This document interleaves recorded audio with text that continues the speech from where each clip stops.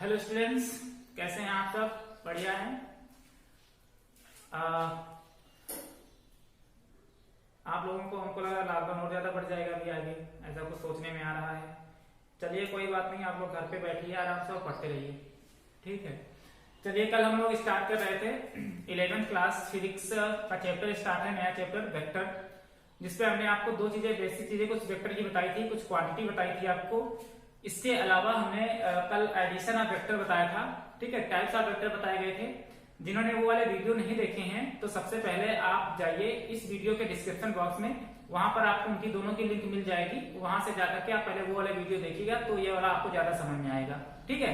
कल हम addition of vector की बात कर रहे थे कि वेक्टर का एडिशन कैसे कैसे किया जाता है, और एडिशन के वेक्टर में हमने कल एक थ्योरम पढ़ी थी, पैरेललोग्राम थ्योरम, ठीक है। और वो हमने बताया था कि बहुत ही इंपॉर्टेंट है। और उस पैरेललोग्राम थ्योरम में आपको एक फार्मूला आया था कि रिजल्टेंट जो होता है R इक्वल टू वो a square plus b square और प्लस का 2ab cos थीटा, ठीक है। ये फार्मूला कल हम डिराइव किए थे, बहुत ही इंपॉर्टेंट फार्मूला था, ठीक है। जैसे कल एक कंफ्यूजन आप लोगों को हो गया था। पहले हमने बताया था कि जैसे मान लीजिए नॉर्मल अगर वेक्टर को ऐड किया था तो हमने 5 प्लस 5 प्लस 5 इक्वल टू 5 कर दिया था, ठीक है। तो ये चीज सही लिखी है कि 5 प्लस 5 प्लस 5 इक्वल टू 5 ही होता है वेक्टर में, ठीक है। ऐसा वेक्टर में पॉसिबल हमने कल बताया था। वो वीडियो जिन्होंने नहीं देखा उसको पहले से देखिएगा, फिर बाद में हमने इस चीज को प्रूव करके भी दिखा दिया था कि 5 प्लस 5 इक्वल टू 5 होता है, ना कि 15, ठीक है। चलिए, तो ये R square equal to A square plus B square plus 2ab cos theta, ये हमने एडिशन में बताया था। एक चीज का ध्यान रखिएगा कि यहाँ पर जो a और b लिखा हुआ है ये वेक्टर नहीं लिखा है, ये वेक्टर की लेंथ लिखी हुई है। मतलब जैसे हम इसको एक चीज पहले लिखते थे कि resultant r vector equal to vector a plus vector b। अब की बार ये जो हमारे पास लिखा है ये यहाँ पर वेक्टर नहीं है, ये वेक्टर a नहीं है, ये जो a होगा ये लेंथ होगी, ठीक है। तो इसको ध्यान रखिएगा, ये जो a और b है ये लेंथ को डिनोट कर रहा है, ये वेक्टर को डिनोट नहीं कर रहा है, ठीक। अब हम बात करते हैं आज सब्सट्रैक्शन ऑफ वेक्टर की। सब्सट्रैक्शन ऑफ वेक्टर, इसको बहुत ही अच्छे से समझिएगा। सब्सट्रैक्शन ऑफ वेक्टर को हमने आपको बताया था कि वेक्टर का एडिशन तो हो जाता है, ठीक है। और वेक्टर का एडिशन हमने आपको बताया था कि वेक्टर r इक्वल टू क्या होता था, कोई दो वेक्टर होते थे तो उनका resultant vector a plus vector b के क्या होता था, बराबर होता था। लेकिन सब्सट्रैक्शन इस वेक्टर का कैसे किया जाए, ठीक है। वेक्टर का सब्सट्रैक्शन करना मुश्किल है, मतलब सब्सट्रैक्शन नहीं हो सकता ना वेक्टर का, वेक्टर का एडिशन होता है, वेक्टर का सब्सट्रैक्शन कैसे हो जाएगा, ठीक है। तो हमको सब्सट्रैक्शन करना है, मान लेते किसी वेक्टर का सब्सट्रैक्शन करना, तो फिर कैसे किया जाए। तो एक तरीका हमको पता है कि अगर इसको वेक्टर r मान लें और वेक्टर a है, हम करेंगे दोनों वेक्टर का प्लस ही, ठीक है। लेकिन जो दूसरा वेक्टर होगा उसको हम माइनस b मान लेंगे, ऐसे।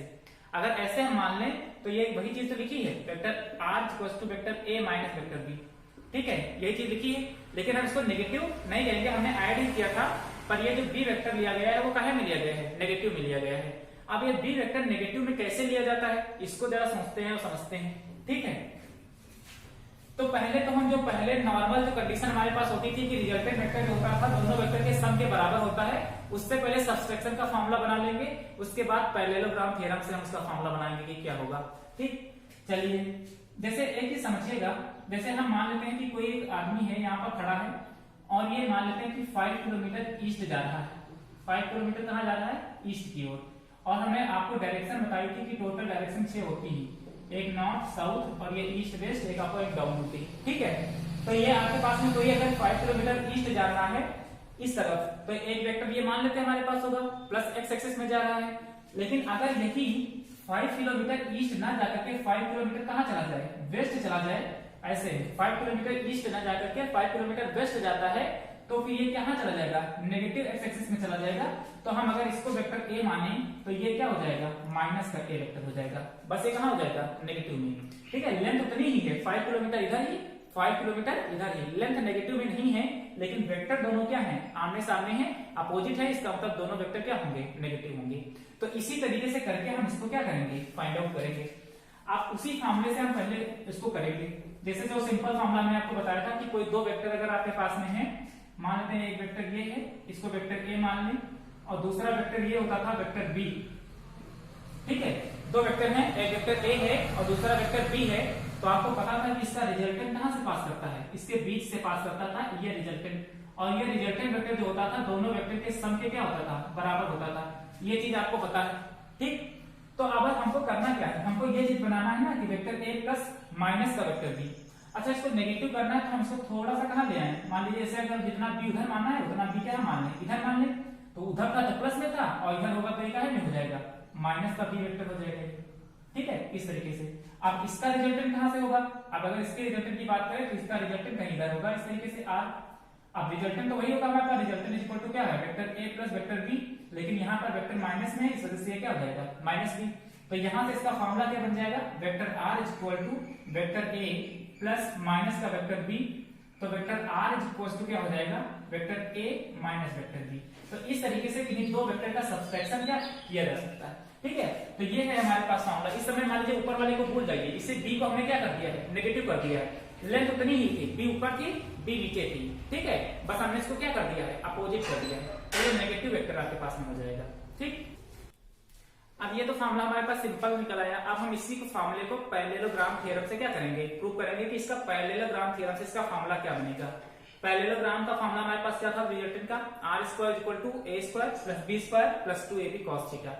ठीक है, उसी के माध्यम से इसको हम भी करेंगे।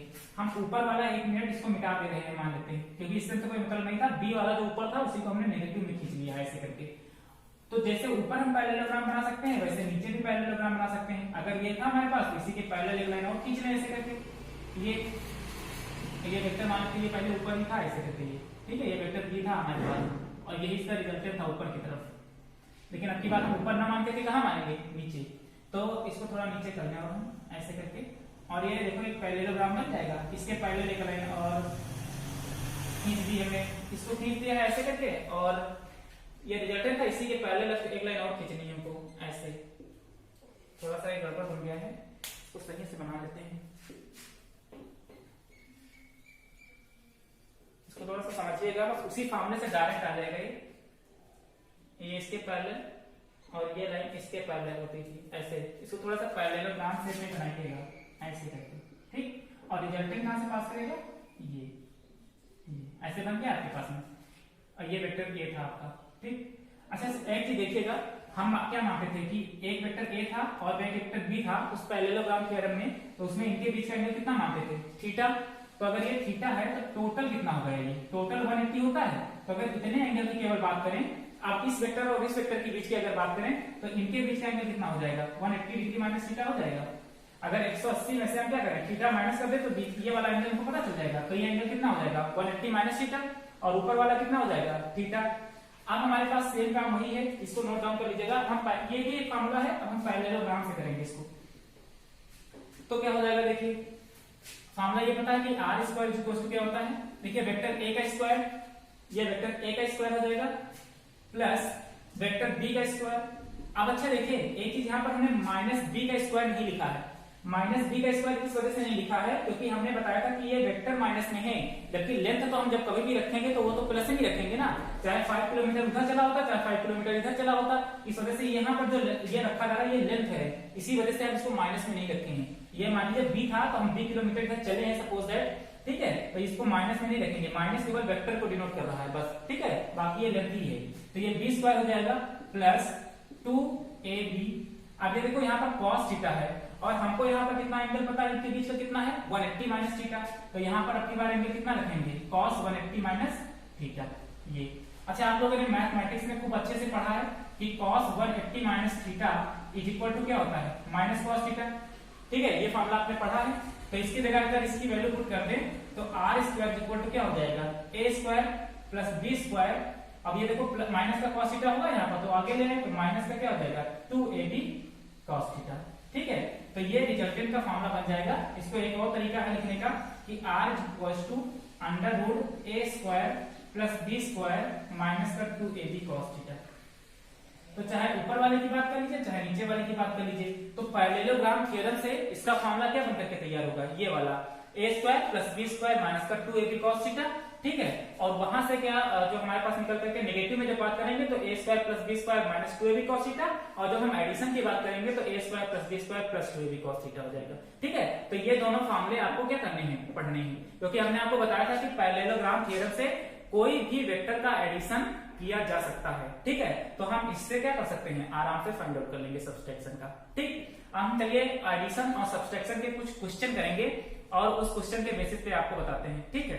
चलिए इसको नोट डाउन कर लीजिए, इसको मिटा देते हैं। क्वेश्चन में ये है कि मां कह रहा है कि एक जो मोटर बोट है आपके पास में, मोटर बोट, ठीक है, जो पानी का जहाज है, तो वो ईस्ट की तरफ जा रहा है, नहीं नॉर्थ की तरफ जा रहा है, जिसकी वेलोसिटी आपको दे रखी है 25 किलोमीटर पर आवर, ठीक है। तो पहले तो हम डायरेक्शन ऐसे बना लेते हैं। जब कभी भी ऐसे फॉर्मूले आए क्वेश्चन, तो ऐसे आप क्या करें, पहले बना लीजिए, इधर ईस्ट होगा, वेस्ट है, नॉर्थ है, साउथ। तो एक हमारे पास है जिसकी वेलोसिटी, मतलब मोटर बोट है, ये मोटर बोट है मान लेते हैं, और ये नॉर्थ की तरफ जा रही है, और इसकी स्पीड कितनी है, मतलब वेलोसिटी आप मोटर बोट बी से डिनोट कर लेते हैं बोट की, और इसकी वेलोसिटी है 25 किलोमीटर पर आवर, ठीक है। और जो हमारे पास जो मतलब क्या कहते हैं, जो पानी है, ठीक है, पानी का जो बहाव होगा, ठीक है, जहां पर वो मोटर बह रही है, तो ये मोटर उधर जा रही है, लेकिन जो पानी का बहाव है वो ईस्ट से साउथ की तरफ 60 डिग्री पर है, ईस्ट से साउथ की तरफ 60 डिग्री पर है, ऐसे। यहां से एंगल कितना है, ये 60 डिग्री का, ठीक, ये चीज। तो ये एंगल 60 डिग्री हो गया। अब ये हमारे पास वेलोसिटी आप क्या हो जाएगी, रिवर या मान लेते वाटर, या वेलोसिटी ऑफ वाटर मान लेते BW। तो कहा था कि इन दोनों वेलोसिटी का रिजल्टेंट कैलकुलेट करिए कि क्या होगा, ठीक है।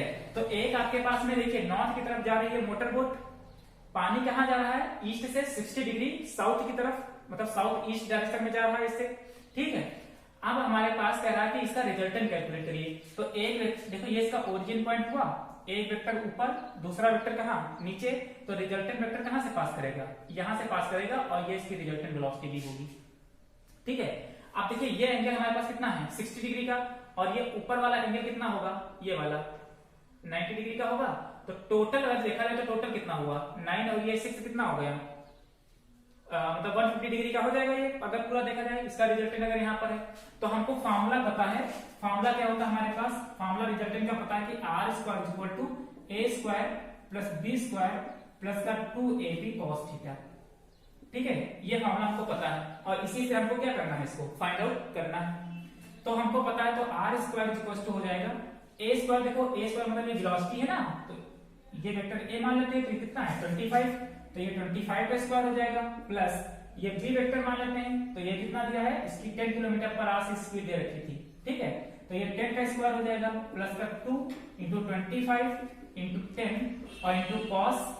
अब देखो यहाँ पर कॉस क्या है, 60 डिग्री ये है, और इन दोनों वेक्टर के बीच का एंगल कितना है, 90 और 60 ये 150 डिग्री, ठीक है। ये कॉस 150 डिग्री। अब इसको उठा करके आपको क्या करना है, सॉल्व करना है केवल, ठीक है। इसको सॉल्व कर लीजिए, कितना आंसर आएगा देखिए जरा। हम इसको कैसे सॉल्व कर लेते हैं, 25 का स्क्वायर प्लस 10 का square plus 2 into 25 into 10 into cos 150, तो ये 291.98 आ जाएगा। R स्क्वायर इक्वल टू 291.98, तो R बराबर कितना हो जाएगा, अंडर रूट 291.98 है, इसको राउंड ऑफ करके 292 कर लेते हैं। तो अगर इसका अंडर रूट निकालें हम, तो इसका अंडर रूट आएगा 17.0 करके आ रहा है किलोमीटर पर आवर। ये इसका क्या हो जाएगा, आंसर हो जाएगा, ठीक है। तो इस तरीके से आपको इनके आंसर क्या करने हैं, फाइंड आउट कर लेने हैं। सिंपल फॉर्मूला था, रिजल्टेंट पूछा था, और इस तरीके से आपने इसको क्या कर लिया, कैलकुलेट कर लिया, ठीक। तो ये क्वेश्चन था, इस क्वेश्चन को नोट डाउन कर लीजिएगा। बाकी आगे कुछ और क्वेश्चन करवाते हैं कि एडिशन और सब्सट्रैक्शन का वेक्टर का कैसे। चलिए आपके पास में एक क्वेश्चन है, आपको ऐड करना है, ठीक। हमने IJ के फॉर्म में आपको बताया था कि अगर कोई 3 एक्सिस इस तरीके से है आपके पास में, और ये अगर x एक्सिस है, इसको y है और इसको z मान लें, तो ये जो वेक्टर होगा I कैप वेक्टर होगा, जब यूनिट वेक्टर पढ़ाया था तब बताया था, और y एक्सिस को j कैप डिनोट करेगा, j यूनिट वेक्टर डिनोट करता है, और इसके k यूनिट वेक्टर इसको डिनोट करता है, ठीक है। तो इसी के फॉर्म में मान लीजिए आपको एक क्वेश्चन है, और क्वेश्चन में दिया है कि vector A equals to, A की वैल्यू दे रखी है, सपोज दैट अपने मन से मान लेते हैं 2i plus 3j plus 4k, ठीक है। वेक्टर B इक्वल टू दे रखा है आपके पास में 5i plus 2j plus 6k, और आपसे कहा है कि दोनों वेक्टर का क्या करिए, एडिशन करिए, ठीक है। दोनों वेक्टर को आपको जोड़ करके क्या बताना है कि इसका एडिशन कितना होगा। तो अगर आपको r की वैल्यू पूछा है, तो आपको पता है कि vector A plus vector B, इस तरीके से हम इसको ऐड करते हैं, यह हमारे पास फॉर्मूला है। अगर सोल्यूशन की बात करें तो, ठीक है, तो r equal to vector A plus vector B। अब हमारे पास क्या है कि r is equal to vector A कितना दिया है 2i plus 3j plus 4k, ठीक है, कैट ये यूनिट वेक्टर को डिनोट करता है। इसमें आपको ऐड कितना करना है 5i, ठीक है, प्लस 2j प्लस 6k। इसको हमको क्या करना है, आप लोगों को ऐड करना है। तो अब ऐड कैसे किया जाता है, इसका सिंपल सा तरीका देखिएगा कि देखिए i वाले को i वाले के साथ में, j वाले को j वाले के साथ में और k वाले को k वाले के साथ में क्या किया जाएगा, ऐड किया जाएगा। जैसे ये 2 है और ये 5 है तो ये कितना हो जाएगा, एक ब्रैकेट में 2 प्लस 5 और ये क्या हो जाएगा i कैट। अब यहाँ पर हमेशा प्लस ही लगेगा, ठीक है, चाहे वो सब्सट्रैक्शन करना हो, चाहे वो एडिशन करना हो, चाहे वो मल्टीप्लिकेशन करना हो, ठीक है। उसी तरीके से देखिए j का कितना है 3 और यहाँ पर कितना है प्लस 2, जोड़ना था तो मैं जोड़ दिया, और ये कितना है j कैट प्लस ये कितना है 4, ये कितना है 6 और ये कितना k कैट। तो जोड़ो 5 2 कितना हो जाएगा 7i प्लस 3 2 कितना हो जाएगा 5j प्लस 6 और 4 कितना हो जाएगा 10k। तो ये इसका रिजल्टेंट वेक्टर आ जाएगा 6i plus 5j plus 10k, ठीक। तो ये रिजल्टेंट वेक्टर हमारे पास क्या हो गया, फाइंड आउट हो गया। चलिए ये कैलकुलेट हो गया। तो ये क्वेश्चन ये था। ये क्वेश्चन हम आपको घर के लिए दे रहे हैं, जरा करिएगा खुद से। जैसे एक वेक्टर है आपको 5i plus 6j plus 8k और दूसरा है ये वेक्टर a बराबर मान लेते हैं। वेक्टर b इक्वल टू दिया है 2i plus 2j plus 2k।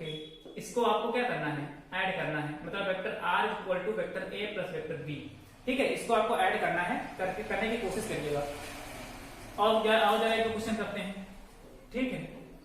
बहुत ही सिंपल है। इसी तरह से आपको अभी सिंपल एडिशन समझने हैं, उसके बाद अभी आगे की बात करेंगे तो और समझ में आ जाएगा।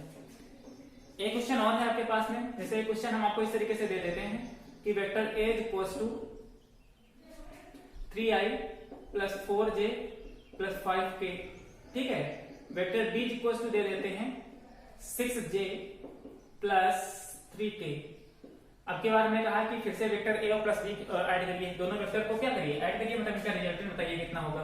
तो वेक्टर r इक्वल टू कितना, vector a plus vector b, यही मामला हमारे पास होता है, ठीक है। इसी में ऐड करेंगे। वेक्टर a आपको कितना दिया है 3i plus 4j plus 5k और वेक्टर b कितना दिया है 6j प्लस 3k, ठीक। अब ऐड करना स्टार्ट करते हैं। देखो ये 3, अब यहाँ पर i है, इधर i नहीं था तो मतलब उधर क्या लिखा है, कुछ नहीं, तो मतलब 0 i। अगर जो चीज दे रखी हो तो उसको लिखो, नहीं दे रखी तो उसको छोड़ दो। ये 4 और ये 6 j वाले को j के साथ में जोड़ेंगे, प्लस ये 5 है और ये कितना है 3 और ये कितना हो जाएगा k। तो ये 3i हो जाएगा आपके पास में, ये प्लस का 10j हो जाएगा आपके पास में, प्लस ये 8k हो जाएगा आपके पास में। तो ये आपका आंसर हो जाएगा इन दो वेक्टर का सम, ठीक। इस तरीके से आपको इसको क्या करना है, कैलकुलेट करना है। चलिए एक क्वेश्चन, अच्छा इसी क्वेश्चन में अगर हम इसको नोट करते रहिएगा। अभी अगर इसी में हम आपसे सब्सट्रैक्शन करने के लिए कहते तो कैसे करते, सब्सट्रैक्शन भी समझ लीजिए। सब्सट्रैक्शन करने का मतलब ये है, जैसे हम आपके साथ आपसे कहते कि vector r equal to vector a minus b करिए, तो कैसे करते हैं। तो वही सेम काम यहाँ पर भी करेंगे। वेक्टर a आपको दिया था कितना 3i plus 4j plus 5k minus vector b कितना दिया था 6j प्लस 3k, ठीक। अब आपको इसको ऐड करना है, तो कैसे ऐड करना है, ओ माइनस करना है। देखो 3 में से फिर क्या होगा, i वाला माइनस होगा, तो इधर 3 था, इधर तो कुछ था नहीं, तो हमने माइनस करना था, तो माइनस करके क्या लगा दिया 0, i लगा था तो i कैप कर दिया, ठीक। अब यहाँ पर हमेशा प्लस ही रहेगा। जब दूसरा नेक्स्ट स्टेप करेंगे तो वहां पर हमेशा प्लस रहेगा, चाहे आप जो भी कुछ कर रहे हो। जो माइनस प्लस करना है वो ब्रैकेट के अंदर करेंगे, ठीक है। ये 4 और ये 6, तो ये 4 हो जाएगा और उसमें से माइनस कितना करना है 6 माइनस करना है, और ये कितना हो जाएगा j, फिर से प्लस ही लगाएंगे। यहाँ पर देखो कितना दिया है 5, यहाँ पर कितना है 3 और ये क्या हो जाएगा k। 3 माइनस 0 3i हो जाएगा ये आपके पास में। अब देखिए 6 माइनस 4 कितना बचेगा -2, ठीक है। तो ये माइनस का 2 हो जाएगा और ये कितना हो जाएगा j। 5 माइनस 3 जाएगा तो कितना बचेगा 2 और ये कितना हो जाएगा k।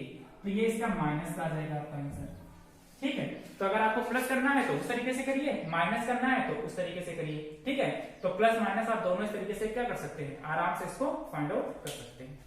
चलिए इनको कर देते हैं रफ। कुछ क्वेश्चन हम आपको दे रहे हैं जिसमें आपको दोनों में आपको प्लस माइनस ही करने हैं, ठीक है। Question 1, vector A equals to दिया है 3i plus 4k, sorry 3i plus 4j, और वेक्टर बी आपको दे रखा है 5j प्लस 6k। आपको इसमें ऐड भी करना है और सब्सट्रैक्ट भी करना है, दोनों के अंदर एडिशन और सब्सट्रैक्शन दोनों करने हैं। नेक्स्ट है वेक्टर ए इक्वल्स टू, इसमें भी आपको निकालना है vector are equals to a plus B, ये निकालना है, और vector are equals to a minus B निकालना है, ठीक है। दूसरा आपके पास में दिया है 3i plus 9j plus 5k, vector B बराबर दिया है 5i प्लस 6j। अब की बार आपको क्या करना है, रिजल्टेंट ही निकालना है, लेकिन vector B plus vector A करना है आपकी बार, ठीक है, इसको भी ध्यान रखिएगा। और ये करना है vector B minus vector A. उसके बाद एक क्वेश्चन और लिख लीजिएगा, vector A equals to 3i plus 7j plus 9k, vector B बराबर लिख लीजिएगा 5j प्लस 9k, ठीक है। इसमें भी आपको वही करना है, vector are equals to vector B plus vector a, और vector are equals to vector A minus vector b, ठीक है। तो ये 3 क्वेश्चन यहाँ पर और एक क्वेश्चन ये आपका, ये टोटल 4 क्वेश्चन है। आप 4 क्वेश्चन को करिएगा, वेक्टर ए में वेक्टर बी जोड़ना है, वेक्टर बी में वही एडिशन और सब्सट्रैक्शन दोनों करना है। एक चीज ध्यान रखिएगा, जहां पर हमने vector B minus vector A किया है तो उसमें से आप वेक्टर ए में से बी मत माइनस करिएगा, पहले फिर बी लिखिएगा उसके बाद ए लिखिएगा, तो बी में से ए माइनस करिएगा, क्योंकि प्लस माइनस का बहुत ज्यादा कंफ्यूजन हो जाता है, फिर आप गड़बड़ हो जाएगा ये, ठीक है। तो आपको बी में से ए क्या करना है, माइनस करना है। तो इस तरीके से आपको इनको सिंपल एडिशन सब्सट्रैक्शन है, आप इस तरीके से इसको क्या करेंगे, कैलकुलेट कर ले जाएंगे, ठीक है। चलिए ठीक है, चलिए ये तो क्वेश्चन आपको दे दिए थे, ये क्वेश्चन आपको करने हैं। एक छोटा सा टॉपिक है, इसको हमने डिस्कस कर लिया है पहले ही, जब पैरेललोग्राम आपको पढ़ाया था, ठीक है। उस वीडियो को देखा होगा तो आपको वहां पर पता होगा, लेकिन इसको थोड़ा सा डिटेल में समझ लेते हैं कि रिजॉल्व कैसे किया जाता है किसी वेक्टर को, ठीक है। मतलब वेक्टर का रेजोल्यूशन, और ये बहुत इंपॉर्टेंट है जब आप लॉ ऑफ मोशन पढ़ेंगे, ठीक है। वहां पर जब आप इक्विलिब्रियम या फ्री बॉडी डायग्राम पढ़ेंगे, वहां पर आपको बहुत तो जरूरत पड़ेगी उसकी, मतलब, ठीक है। चलिए रिजोल्यूशन ऑफ वेक्टर, ठीक है, वेक्टर का भी रिजोल्यूशन होता है। वेक्टर का रिजोल्यूशन कैसे होता है इसको समझते हैं, ठीक। मतलब किसी वेक्टर को उनके 2 component, horizontal component and vertical component में डिवाइड कर दिया जाए, ठीक है, उसी को उसको रिजोल्यूशन कहा जाता है, ठीक है। किसी ही एंगल पर एक पर्टिकुलर वेक्टर का, किसी भी एंगल पर पर्टिकुलर किसी एक वेक्टर का उसके 2 कंपोनेंट होते हैं, एक हॉरिजॉन्टल कंपोनेंट और एक वर्टिकल कंपोनेंट, इन 2 कंपोनेंट को अलग अलग कर देना ही क्या कहलाता है, रिजोल्यूशन ऑफ वेक्टर कहलाता है। जैसे मान लेते हैं ये आपके पास में y एक्सिस है और ये आपके पास में x एक्सिस है, और इसके बीच में एक वेक्टर है हमारे पास वेक्टर a, ठीक है। तो इसके 2 कंपोनेंट होंगे, मान लेते हैं कि ये इससे थीटा एंगल बना रहा है, ठीक है, ये थीटा एंगल बना रहा है, तो इसके 2 हमारे पास क्या होंगे, कंपोनेंट होंगे, एक इसका वर्टिकल कंपोनेंट होगा और एक इसका हॉरिजॉन्टल कंपोनेंट होगा। तो हमने आपको बताया था कि रिजोल्यूशन करने का मतलब ये होता है कि जैसे आपके पास में ये तीर बनी हो अपोजिट डायरेक्शन में, वैसे क्या कर दीजिए, तीर बना दीजिए, ये क्या हो जाएगा, रिजॉल्व हो जाएगा, ठीक। अब वही चीज यहाँ पर भी करते हैं, जैसे ये हमारे पास था, ऐसे तीर बनी थी, तो हम एक वर्टिकल कंपोनेंट इसको ऐसे करके और एक हॉरिजॉन्टल कंपोनेंट ऐसे, और इसको हमने क्या कर लिया, रिजॉल्व कर लिया, ठीक। अब देखिए जिससे थीटा अटैच होता है, जिससे थीटा, जिस लाइन से थीटा अटैच होता है उसको हमेशा काहे में रखा जाता है, कॉस में, और जिससे नहीं अटैच होता उसको काहे में रखा जाता है, साइन में। तो ये x एक्सिस में है, a x कंपोनेंट इसका, ठीक है, और इसको i कंपोनेंट से डिनोट करेंगे तो ये a x i हो जाएगा हमारे पास, और ये किसके बराबर होगा, ये a cos थीटा के क्या होगा, बराबर होगा, ठीक है। ये क्योंकि इससे थीटा अटैच था इस लाइन से, इस वजह से हमने इसको a cos थीटा रखा है।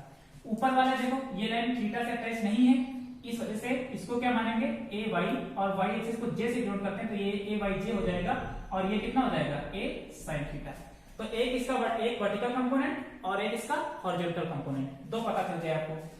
तो अगर हम दोनों की बात कर लें तो axi इक्वल्स टू कितना आया है आपके पास में, a cos थीटा, ठीक है, और axj, सॉरी ayj, ये आपके पास में कितना आया है, a sin थीटा। तो इसके 2 कंपोनेंट निकल आए, एक ये कंपोनेंट निकल आया और एक नीचे वाला कंपोनेंट निकल आया। तो ये 2 कंपोनेंट आपके पास पता है, एक xi पता चल गया, a cos थीटा, और ayj पता चल गया, a sin थीटा, ठीक है। अच्छा, इस एक वेक्टर और दूसरे वेक्टर के बीच का एंगल कितना होगा? 90 डिग्री का। ठीक है, तो हमारे पास रिजल्टेंट अगर इसका निकालना है तो रिजल्टेंट कितना हो जाएगा हमारे पास? रिजल्टेंट हमारा कहने का मतलब ये है कि हमारे पास फॉर्मूला पता है कि आर स्क्वायर इक्वल टू कितना होता है? A square plus B square plus 2ab cos theta होता है, ये वाला सिस्टम।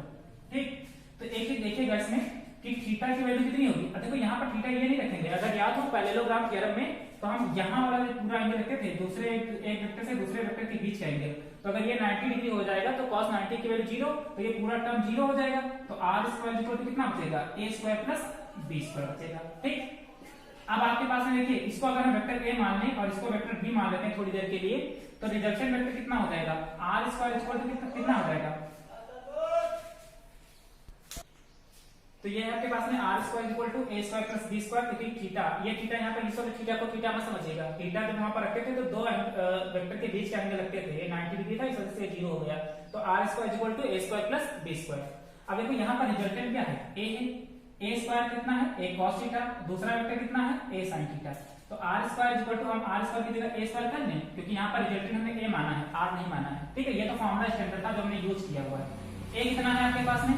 ए square cos square theta plus b कितना है आपके पास में? इधर लिख रहे हैं, उधर पता नहीं दिखाई पड़ता बिना, ए स्क्वायर sin स्क्वायर थीटा, तो ये आपके पास में क्या हो जाएगा? ये रिजल्टेंट हमारे पास है, यहाँ पर जो भी निकल करके आएगा ये रिजल्टेंट ही है हमारे पास।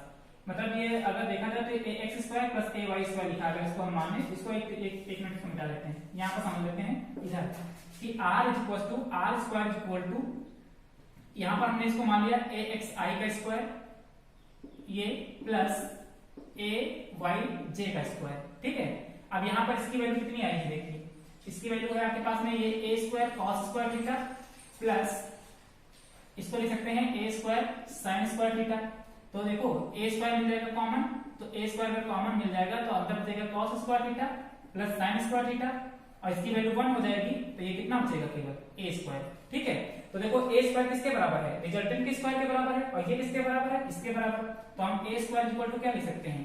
ए एक्स आई का स्क्वायर प्लस ए वाई जे का स्क्वायर। ठीक, तो ये ए स्क्वायर को अंडर रूट लेके क्या लिख सकते हैं? ए एक्स का स्क्वायर प्लस ए वाई का स्क्वायर, मतलब ये जे लिख लेना है यहाँ पर आई लगा देना इसे, तो ये आपके पास में फॉर्मूला बनकर के इसका क्या हो जाएगा? तैयार हो जाएगा। अब हमने आपको बताया था कि इस रिजल्टेंट के अंदर ये वेक्टर क्वांटिटी, तो इसके अंदर डायरेक्शन भी होती है और मैग्नीट्यूड भी होता है, तो मैग्नीट्यूड तो हमने निकाल लिया ये। ठीक है, अब रिजल्टेंट कैसे फाइंड आउट किया जाए? तो रिजल्टेंट फाइंड आउट करने के लिए डायरेक्शन होती है और मैग्नीट्यूड होता है, तो मैग्नीट्यूड तो फाइंड आउट कर लिया, अब डायरेक्शन कैसे फाइंड आउट करते हैं? तो अगर इसके बीच का दो वेक्टर, हमने डायरेक्शन आपको बताया था, डायरेक्शन कैसे निकाली जाती है? जो वेक्टर ए होता है और जो रिजल्टेंट वेक्टर होता है, इन दोनों के बीच का जो एंगल होता है यही उसकी डायरेक्शन को क्या करता है? डिनोट करता है। तो अगर हम इसको थोड़ा इस तरीके से मिला लें, तो अगर ऐसे करके, तो देखो अगर ये ए sin थीटा था ये पूरा, तो ये भी क्या होगा? ए sin थीटा होगा, मतलब कहने का ये अगर ये वाई जे था तो ये भी ए वाई जे होगा, और अगर ये हमारे पास ए एक्स था, ये एक एक्स cos थीटा है ये हमारे पास, तो अगर ये एंगल हमारे पास थीटा है तो हम यहाँ पर tan थीटा लगा लें, तो tan थीटा इक्वल टू कितना हो जाएगा? आपको पता है परपेंडिकुलर अपॉन बेस होता है, तो ये आपके पास में कितना हो जाएगा? ए वाई जे, और डिवाइडेड बाय कितना हो जाएगा? ये कितना हो जाएगा? ए एक्स जे ए एक्स आई। ठीक है, तो tan थीटा इक्वल टू कितना हो जाएगा आपके पास में?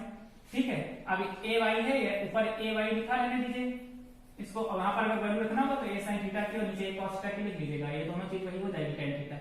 तो आपके पास में क्या हो जाएगा? थीटा इक्वल टू कितना हो जाएगा? tan इनवर्स ए वाई जे अपॉन में ए एक्स जे। ठीक है, तो इस तरीके से आप उसकी डायरेक्शन फाइंड आउट कर लेंगे और ऐसे आप उसका क्या कैलकुलेट कर लेंगे? मैग्नीट्यूड कैलकुलेट कर लेंगे। तो ये आपको किसी चीज का रिजोल्यूशन है, कैसे रिजॉल्व किया जाता है, ये चीज आपको समझ में आ गई होगी। ठीक है, ये आपको आगे काम आएगा। तो ये दो फॉर्मूले आपके पास में, इसको भी ध्यान रखिएगा, जब आप यूज करेंगे कहीं पर तो ये डायरेक्ट यूज कर लेंगे वहां पर। ठीक है, चलिए तो आज के लेक्चर में बस इतना ही। कल हम आपको मल्टीप्लिकेशन मतलब क्रॉस प्रोडक्ट और डॉट प्रोडक्ट के बारे में बताएंगे, और वहां पर आपको कैसे कैलकुलेट किया जाएगा उस चीज को बताएंगे, उसके न्यूमेरिकल करेंगे। ठीक है, तो आज के वीडियो में बस इतना ही। आप लोग अच्छे से पढ़िएगा, घर पे मेहनत करके पढ़िए। ठीक है, कोई दिक्कत नहीं, अगर कोई दिक्कत होती है तो आप हमें कमेंट करके बता सकते हैं। चलिए ठीक है, बाय।